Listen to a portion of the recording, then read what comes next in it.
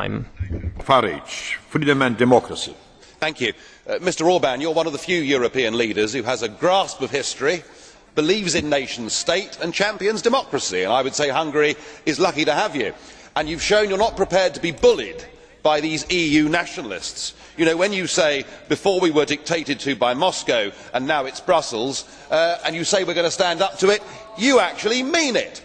So I think you have proved to be the secret weapon of the Eurosceptic movement, and your 6-month tenure in this presidency has indeed been historic, because in the last 6 months the peoples of Europe have finally woken up to what a completely undemocratic and failing project this is.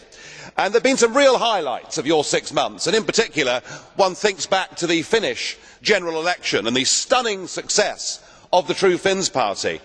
And who can blame ordinary tax-paying voters in Finland or elsewhere for saying we do not want to go on bailing out this failed project called the euro? Well, hard on the heels of the Finnish result, of course we had the third catastrophe, the third casualty, Mr Barroso's own Portugal, that needed to be bailed out.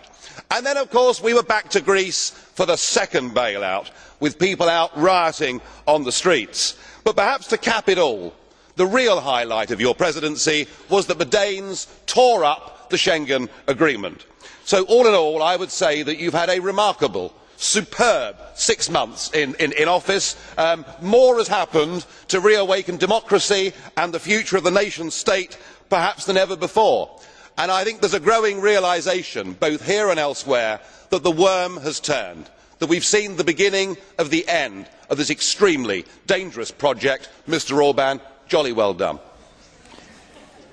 Thank you, Mr. Co-President. The next speaker, Chanat Segedi, non-attached.